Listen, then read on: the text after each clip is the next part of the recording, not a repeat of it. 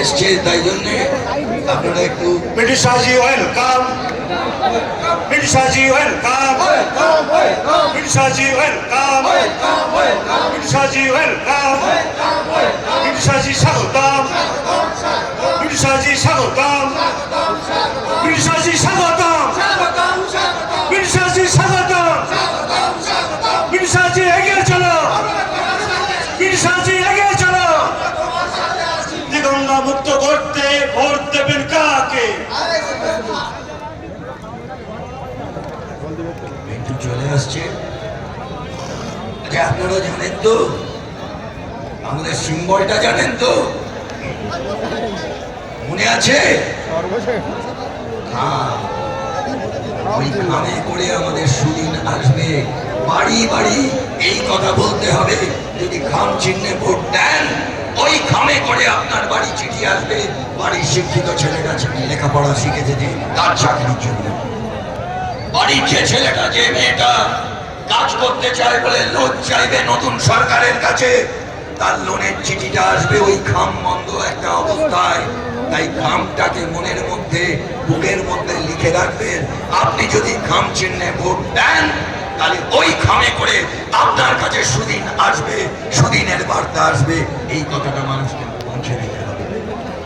আমি শেষ করবো যে কথা বলে, আমাদের রাজ্য হিন্দুদেরও রাজ্য, মুসলমানেরও রাজ্য।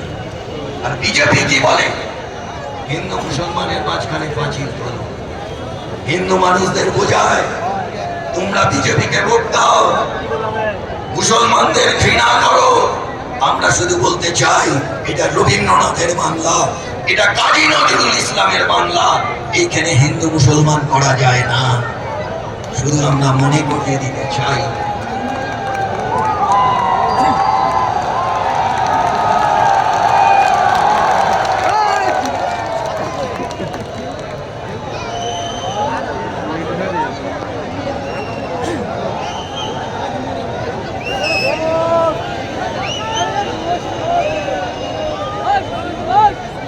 দাদাকে একটু জায়গা দিন, দাদাকে একটু জায়গা দিন। সকলে আপনারা নিশ্চয়ই অনেক অনেক ফুল দিয়েছেন, অনেক ফুল দিয়েছেন আপনারা।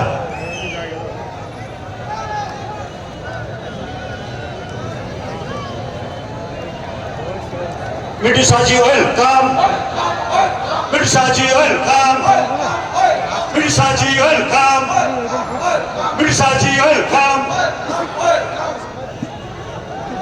আপনাদের মধ্যে আমাদের প্রার্থী নয়নের মণি দীর্ঘক্ষণ ধরে, যার জন্য আমরা অপেক্ষা করছিলাম, আমাদের মধ্যে উপস্থিত হয়েছে। আপনারা ধীরে স্থিরভাবে বসুন। আমাদের রাজ্যের নেতা সোমনাথবাবু বক্তব্য রাখছেন। সোমনাথবাবু খুব ছোট্ট করে বলবেন এবং খুব গোছানো কথা বল। আপনারা 2 মিনিট একটু সময় দেন, 2 মিনিট সময় দেন সোমনাথবাবুর জন্য। বন্ধুরা, তাই আমি শেষ যে দুটো কথা বলবো,